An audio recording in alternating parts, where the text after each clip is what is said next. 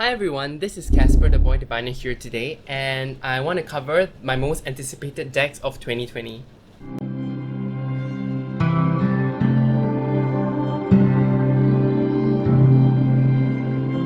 Okay, so if you enjoy my videos, please leave a like, subscribe, and comment. I really like talking to people, and likes and subscribes really help me out, okay, with my channel. And so let's get to it. The first category of decks are the decks that I already pre-ordered or backed on Kickstarter that will be released in 2020.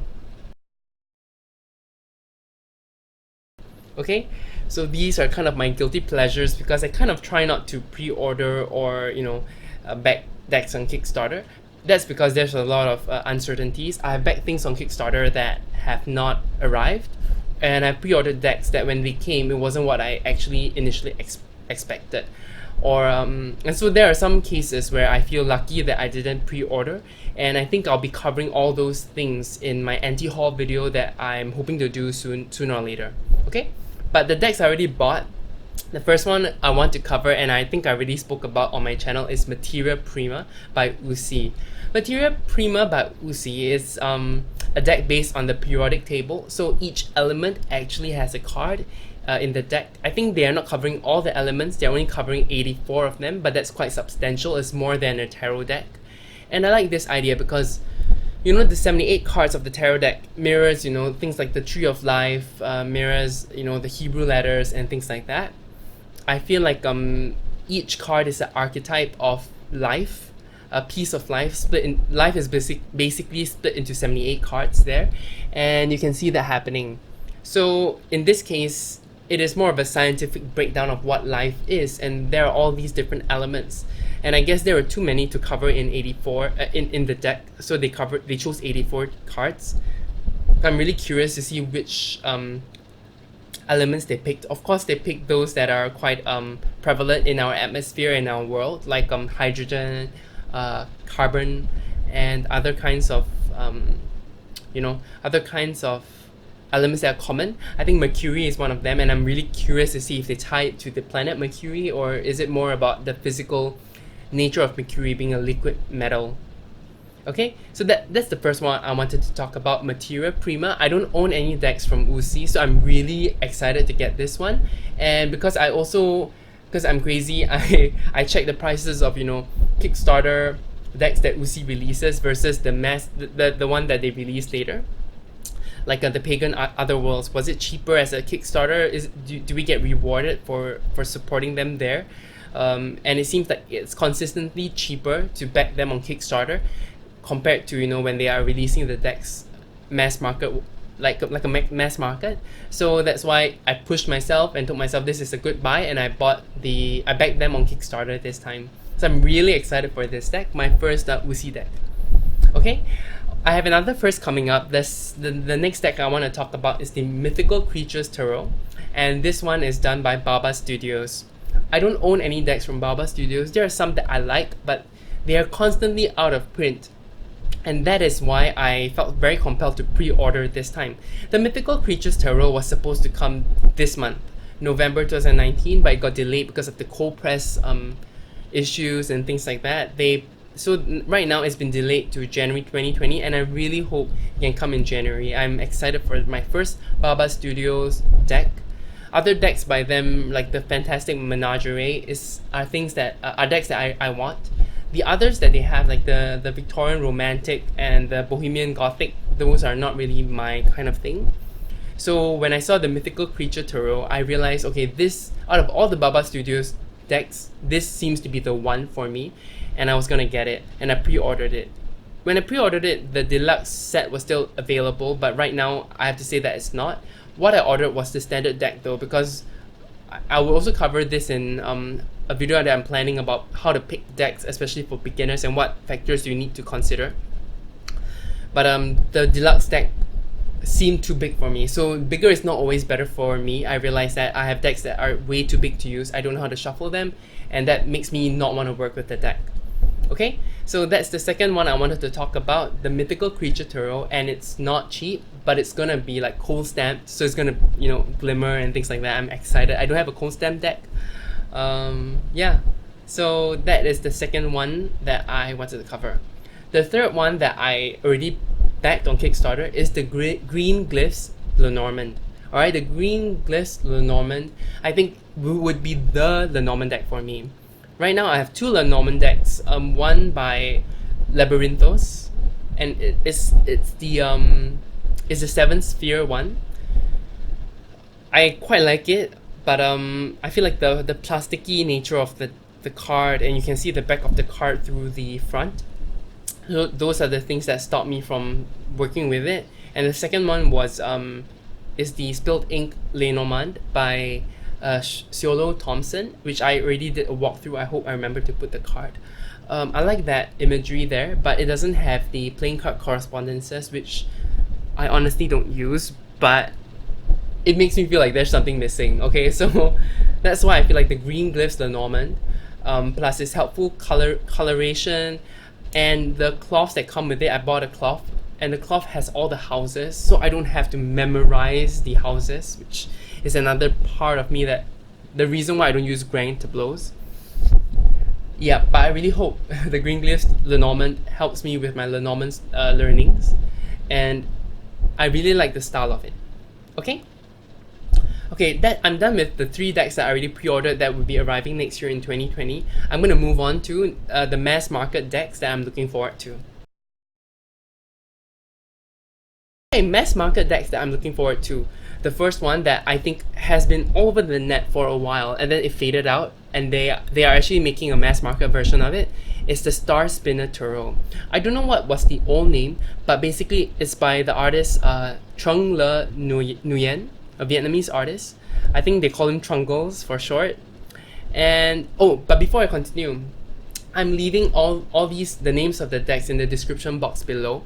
The mass market decks for 2020 will have an Amazon link, and those are affiliate links because it will just help me out. You don't have to pay anything extra. I just get a small sum of whatever you buy. If you do pre-order, and when the pre-orders go out, it will help me out a lot. Okay, so don't worry, just use those links if you want to support me.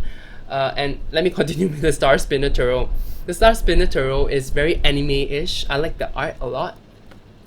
And it is diverse. So one of the cool things about this one is that the Lovers card, I think there are 3 versions of it. Like a straight couple, a gay couple, and a lesbian couple. So I really like that. I also like how it follows fairy tales from different cultures. I'll be covering another deck that is similar to this one later, but that one is an indie one, I think. But when I see the moon, I see Chang'e, one of the Chinese folklore. I think it's also similar to Vietnamese folklore, where she floated to the moon because she ate some immortality pills. And in the moon, there is also a jade rabbit. So the moon card has Chang'e with a jade rabbit. I also love the devil in this deck. The devil in this deck, I think it's a falling angel, so it's like calling out about Lucifer Morningstar and how he fell from heaven and he became the devil later. But he's beautiful. He's not the traditional, goat looking devil. I also really like the King of Cups in that deck. Okay, so while I'm anticipating this deck, I still want to see more of it before I order. So right now, my finger is like over the pre-order button, just because there are 2 reasons for me. Because Amazon charges shipping and Book Depository doesn't. But pre-ordering with Amazon allows me to cancel at any time, and it takes the lowest price that it has ever been in the span of time when you pre-order. So you kind of guarantee you the lowest price even if it increases later. So there's that pros and cons there. Okay, that's it about the Star Spinner Tarot. The next one I'm going to talk about is also kind of fairy tale-ish. It is the Dark Wood Tarot by Sasha Graham and Abigail Larson, who is the artist. And I really like this deck. I've seen some of the images in this deck, and it's very fairy tale. It is very dark. It is like a dark fairy tale kind of feeling about it. It is still an RWS style deck, and you can see it's very feminine in nature, I feel. And the whole point about this deck is about shadow work. Alright, and I think there are 4 types of, they changed the suits. So it's Legends for wands, fears for swords, animals for cups, and the natural world for pentacles. I don't really like that swords have become a fear, because I really enjoy the sword soon in the RWS. But it'll be interesting to see how this one turns out. I really enjoy the art, but it's not one that I'm gonna pre-order as of yet. I'm gonna wait for it to come out and then see some walkthroughs online before I buy. So this is me trying to be more anti-haul, anti-consumerism, trying to work with the decks that I already have. But it really intrigues me, and I really anticipate it coming out because I can't wait to see the rest of the deck and how it looks like. Okay, and the idea of it being a shadow deck, something that you work with to get to know your shadow, that really attracts me a lot. Okay, the next mass market deck that I want to cover is the Mahabharata Oracle. So the Mahabharata is I think it's an Indian document, Indian book, and I always wanted to read it. I just never got to it, like how I always wanted to read the Bible in its full state, and how I want to work with other esoteric texts, and I don't. But it's one of those that I really want to cover in my lifetime, and maybe this oracle will help. Alright, this is a 36 card deck oracle, and it covers the Mahabharata. I think it looks beautiful, the box looks beautiful, but I haven't heard much about the specific art in the deck yet. So you guys can take a look at the box by clicking on the link below in the description box, and it really feels like one step towards the Mahabharata. A similar oracle I would think is the Prophet Oracle, which I already ordered. It's not here yet, but it has the full Prophet text along with cards that help you maybe relate to what the text actually says. So I'm hoping this oracle deck will help me with Mahabharata. Okay? The next 3 decks I want to cover are actually Kickstarter decks that have turned mass market. Okay? The first one, to no one's surprise, is the Muse Tarot. Maybe you'll be surprised that I have not included the Light Seers Tarot, but I'm going to show it here anyway. I actually really like the Muse Tarot. I just felt like it was too feminine of a deck for me. I wasn't sure if I could work with that deck, even though I love a lot of the imagery.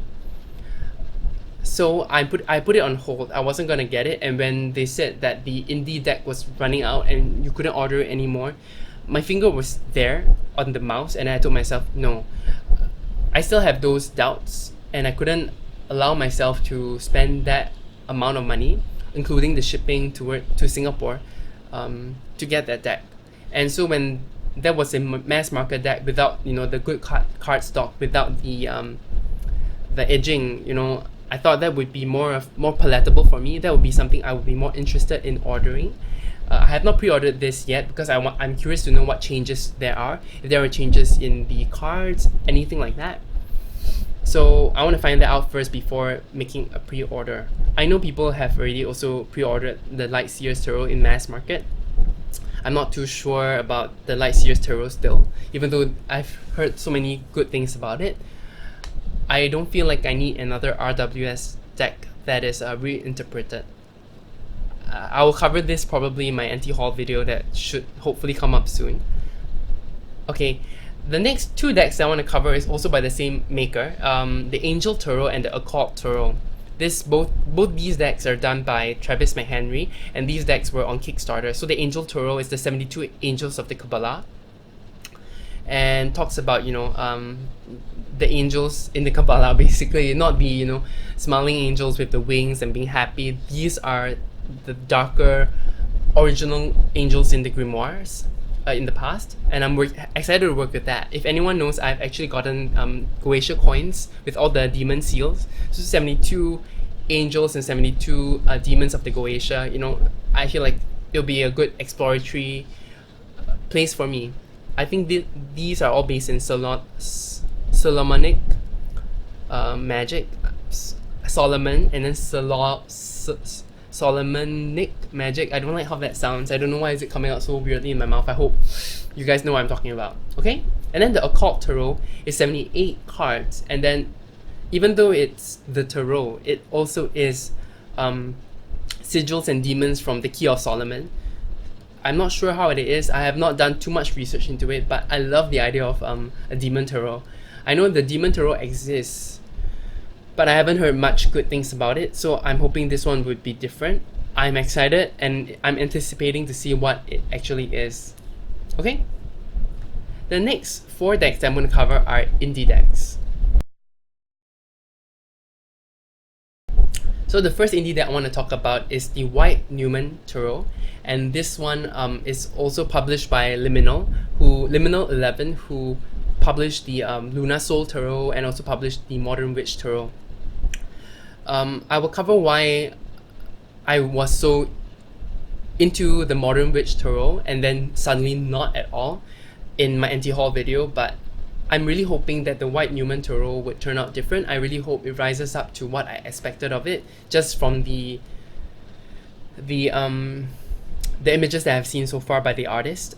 Oh gosh, I should really be better prepared. I'm not sure who the artist is. Again, I'm gonna quickly do a check now.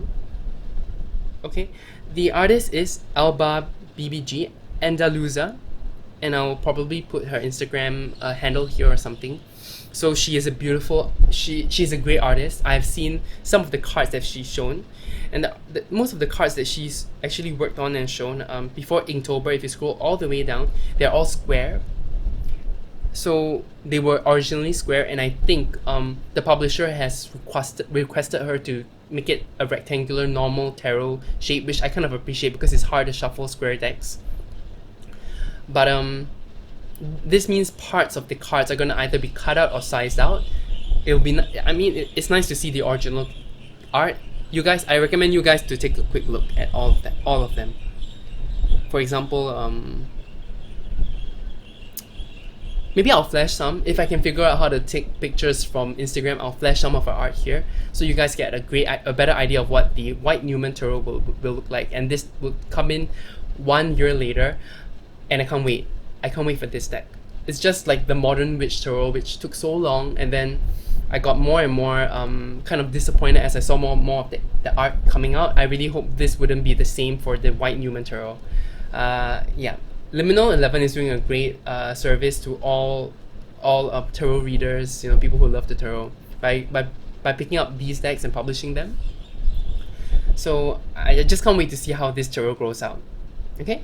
The next one is Yoshi Tani's Fairy Tale Tarot. This is, again, another fairy tale deck that I'm interested in looking at. He has come up with many cards already and showed them on his website. I think many people are anticipating him to release this deck. Many people are looking forward to this deck, and you can actually it will actually be released in 2020 apparently, unless there are any delays. I love the art. I love the deck. I love that there are so many different cultures and the stories that I've taken out from those cultures to put into this tarot. I'm just not sure if I'm gonna get it, just because I have no idea on the pricing. I have no idea if there's a space in my deck collection next year by the time it comes out. But it's something that I'm anticipating. I've been waiting for this for the longest time, as long as I've seen the Star Spinner Tarot. Okay, so it's really colorful, his deck, and it's only recently where I realized how much color really affects how I read, because some of my black and white decks that I love because of minimalist, art style is my thing. It made me realize that I can't read as well compared to the Stellar Tarot, which is vibrant, and bursting up with energy. So I think this deck will have a lot of energy. I just don't know why I have this reservation towards it until I see more of the deck.